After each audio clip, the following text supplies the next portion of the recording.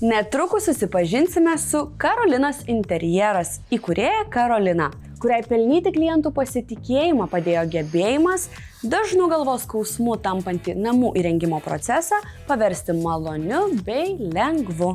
Apie interjero dizaino darbo subtilybės bei kaip išlikti nežmoniškos konkurencijos srityje papasakos pati Karolina.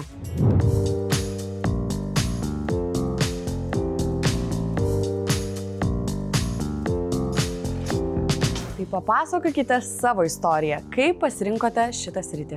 Aš dažnai juokauju, kad gal gimiau būti interjero dizainerė, nes mane visuomet žavėjo tvarka, estetika, grožis. Aš nuo pat vaikystės derinau visą, ką įmanoma suderinti. Gal tai pašaukimas? Ir kaip jums sekėsi pradžia? Kokie buvo tie pirmieji užsakymai? Mano pirmasis projektas visiškas krikštas, tai buvo didžiulis namas su nestandartiniu dydžio paveikslais, kuriuos turėjau komponuoti interjerą. Stumdėm net pertvaras, kad jie tilptų. Buvo tiek daug smulkmenų ir klientas pasirinko nekompetitingus įrengėjus. Todėl darbas nevyko sklandžiai, buvo daug galvos skausmo. Aišku, jeigu jie įrengėjai pasikeitė, mes projektą pabaigėm sėkmingai, tačiau net ir šiai dienai tikrai retai pasitaiko tokio sudėtingumo projekto, koks man pasitaikė pirmasis.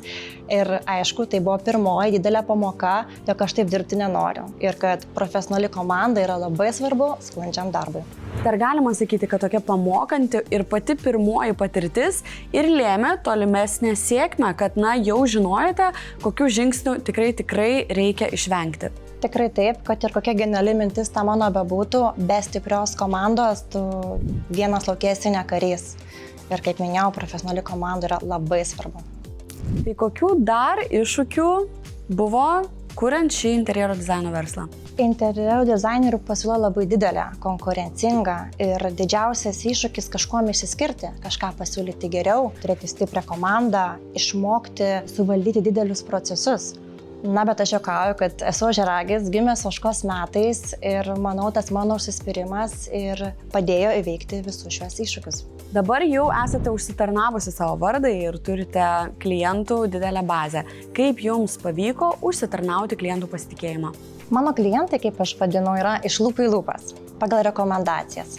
Bet kad tai būtų, tai yra daugelio metų įdirbio pasekmė, daug įgyvendintų projektų, kurie šio dienai kalba patys už save turbūt. Mano nuomonė, interjero dizainerį klientas renkasi pagal savo norimą skonį ir stilių. Tai papasakokit, kokia stilistika yra jūsų ir ką jūs mėgstate akcentuoti savo darbuose?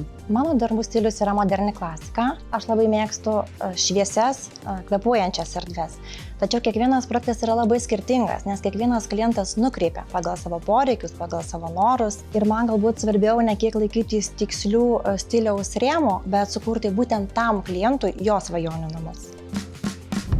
O man įdomu, ar dažniausiai klientai renkasi jau žinodami, kokį maždaug stilių jūs pasiūlysite, ar būna tokių, kur ateina su pavyzdžiais, kurie yra visiškai netitinkantis jūsų stilistikos ir jūs gaunate šiokį tokį iššūkį? Aš manau, kad klientai prieš ateidami jie pasidomi interjero dizainerio darbais ir jo stilistika, nes aš galiu geriausiai sukurti interjero dizainą tokį, koks man jis yra artimas. Tai numeskime tą kuklumą į šoną ir papasakokite, koks yra jūsų didžiausias privalumas ir išskirtinumas. Vykdydama savo veiklą, aš stengiuosi suprasti klientų poreikius ir pasiūlyti kuo patogesnę savo paslaugą, kuo kokybiškesnę. Ir šiai dienai tikrai didelis išskirtinumas yra pasiūlyti klientui mėgautis procesu ir kokybę. Už pavadinimo Karolinos interjeras slypi didelė profesionalų komanda. Tai trumpai galiu pristatyti, kad visiems savo klientams aš piešiu 3D realistinės vizualizacijas. Taip yra labai lengva susikalbėti, klientas mato aiškias spalvas, aiškius sprendimus, realius baldus ir jam nieko įsivaizduoti nereikia. Tuomet visus interjero sprendimus aš perkeliu į techninius brėžinius įrengėjams, tai vėlgi klientui nieko pirštų nereikia rodyti, kur kabės koks šviestuvas. Ir svarbiausia, visus savo projektus įgyvendinu su savo įrengimo komanda. Tai reiškia, kad klientui nereikia ieškoti jokių meistrų, spręsti jokių problemų. Tai, kai jisai matė vizualizacijose, palaipsniui mato ir savo namuose. Ir tikrai ne visus interjero dizainerio sprendimus gali bet kas įgyvendinti. Ir tikrai ne visi gali pasiūlyti įrengti didžiulį namą per 3-4 mėnesius. Tad manau, kad sutaupau klientų laiką ir nervus.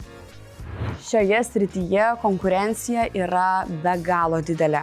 Tai kaip klientui išsirinkti tą gerą interjero dizainerį ir kas yra geras interjero dizaineris? Aš manau, kad šiai dienai, kaip ir minėjau, labai paprasta rasti daug informacijos viešoje erdvėje. Patikimas interjero dizaineris tikrai turės savo darbų portfolį ir jame galite pamatyti kokybę, darbų istoriją, klientų atsiliepimus. Mes visada kalbam, kad klientas pasirenka specialistą. O ar yra tekę specialistui atsisakyti kažkokių klientų dėl tam tikrų priežasčių? Aš dažnai juokauju, kad turi sutapti auros. Ir tikrai visuomet klientą pasikviečiu pirmam susitikimui, tai yra susipažinimui, ir pažiūrėti, ar mums pavyksta susikalbėti. Ar yra tekę atsisakyti? Yra tekę. Pastaruoju metu nemažai yra kalbama apie tai, kad interjero dizainerių darbai būna plagijuojami. Kokia yra jūsų nuomonė ir galbūt kaip nuo to apsisaugoti? Taip, teko ir man pamatyti keletą savo darbų kopijų, bet galbūt tai reiškia, kad kažką gerai darau. Visi mes semiamės iš kažko, ar ne, tų minčių, tai gal ir sveika pasižiūrėti konkurentų darbus. Interjero dizaine turbūt kaip ir rūbų madoje yra tendencijos. Kas vyrauja šiuo metu interjero dizaino tendencijose? Atsakyčiau natūralumas, ir tai jau ne pirmi metai, tvarumas, kokybė labai svarbu.